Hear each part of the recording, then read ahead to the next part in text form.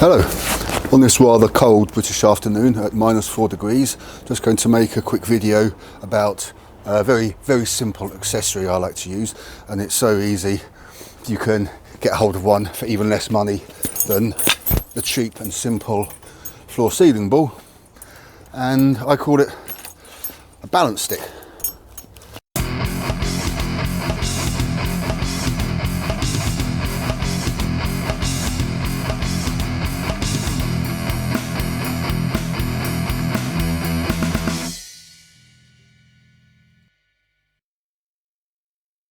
It's on an old dog chain, a choke chain type I think you would call it, and it's just a piece of wood, about 2.5 feet long.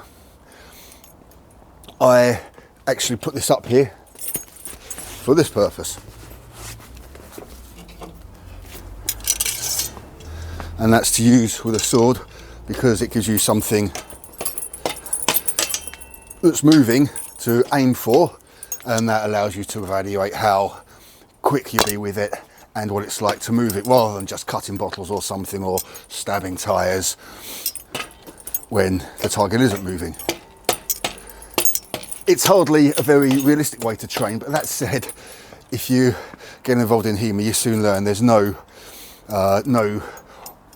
great circling strikes, there's no putting the sword behind you basically, because it's defence and offence, and this mirrors that reasonably well.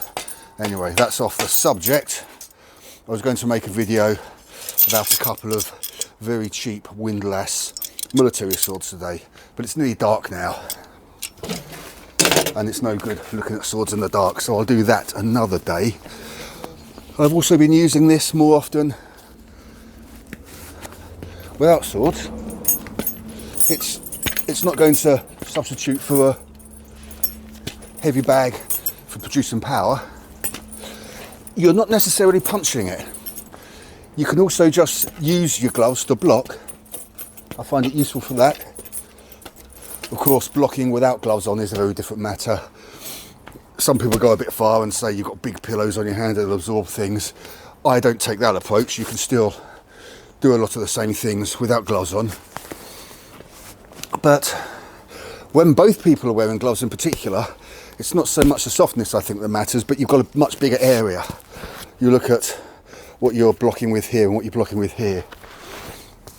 And then when both people are wearing gloves, you're talking about a total of up to 12 inches that you're of an area you're trying to intersect with, rather than just about 8 inches, including both fists. I'll usually use with gloves on. Not that most of my training is with a view to being in the ring. It'd be a very different matter without gloves on because it's so hard. Not that it's only for blocking, then you can evade it too. There's a little bit of a risk here.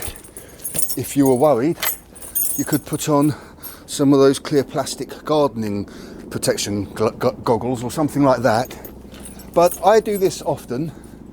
I mentioned before that I use the FC ball. This is terrible really, I'm just trying to do it less. I use the floor ceiling ball as a bit of a crutch when I'm too out of breath. On the heavy bag, I'll be completely honest about it, 3 minutes with quite intense activity at the heavy bag is difficult for me. And I can do it, but then I'm only just recovered after a minute's rest.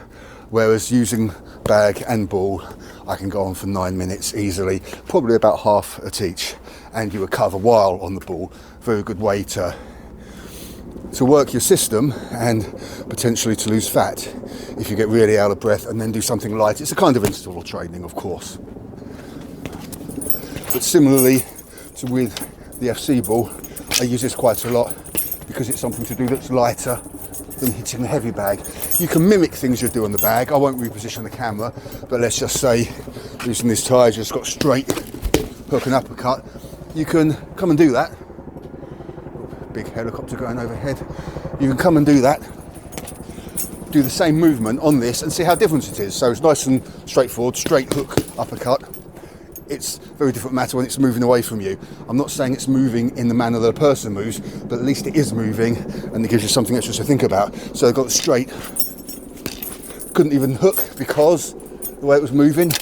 Uppercut easier. Movement gets more erratic. This, I'm sure, would cost you less than £10. That's assuming you're using the chain. This is just a standard bag chain. This one's been up for a very long time, so it's pretty good steel as it doesn't rust. It's something else to do to put variety in your exercise. Now, sometimes you can put punches out quite tentatively. If you just start punching the hell out of this, then it's just swinging at you. There's not much to do with it. So this is more to do with accuracy, timing and balance. So I just did that there. Got to be careful. I've had some stupid comments from people. He doesn't know how to punch. When I was down at the tree with a bag strapped up and I was just doing a couple of punches just to demonstrate principles. Some people like to respond almost with hysteria to the slightest thing they see. I do not believe for a minute that some of the most highly trained fighters in the world, which I most certainly am not, make a point of every single strike on a bag or pad being properly covered up, being as fast as they can. I just don't think it's realistic, and you do. Even in fights, you see somebody, for very good reasons, put the fist out there and pause for a second. Just a thought of mine, because I've started to think that if you see somebody just do that for a second, that punch wasn't fast enough. He's not. Actually, recently I've heard one person, not even talking about snapping, but talking about popping punches. Gets silly, I think. Just my opinion. Try this.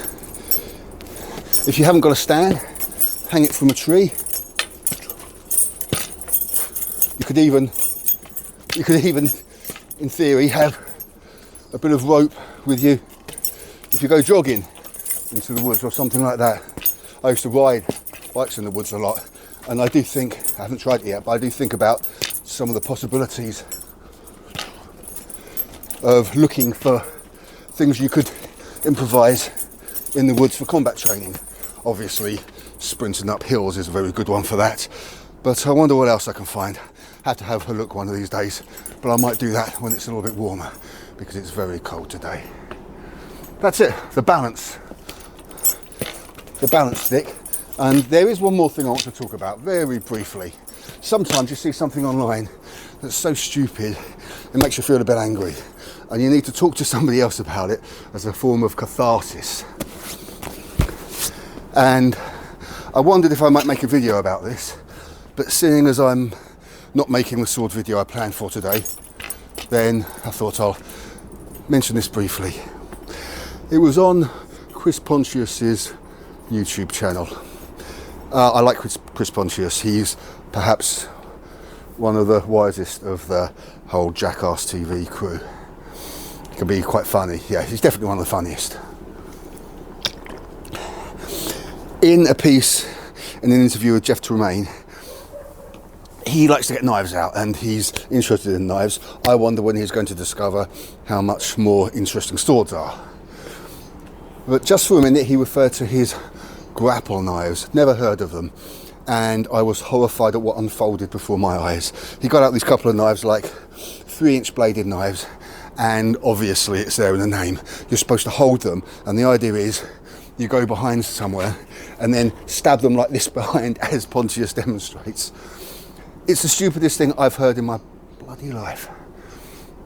I've even seen some of the videos about swords on Shadowversity's channels recently, with some people doing incredibly stupid things with swords. People who watch Japanese-based cartoons and think that what they see is real, and nothing compares to this idea of these grapple knives that you approach a person, let them have full opportunity to stab you, to punch you, to knee you, whatever they want to do, to grab your neck, and you go like that around them to hit them with these knives. And then Pontius holds them like this and says, or you could use them in the boxing style.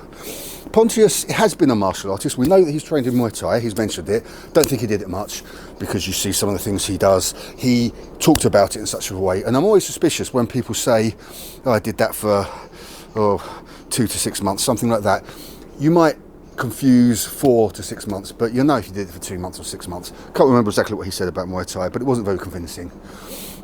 He's supposed to be a pretty proficient wrestler, and a lot of people, especially Steve-O, gets quite over the top about that, talking about him. You would have been able to beat him if you were there.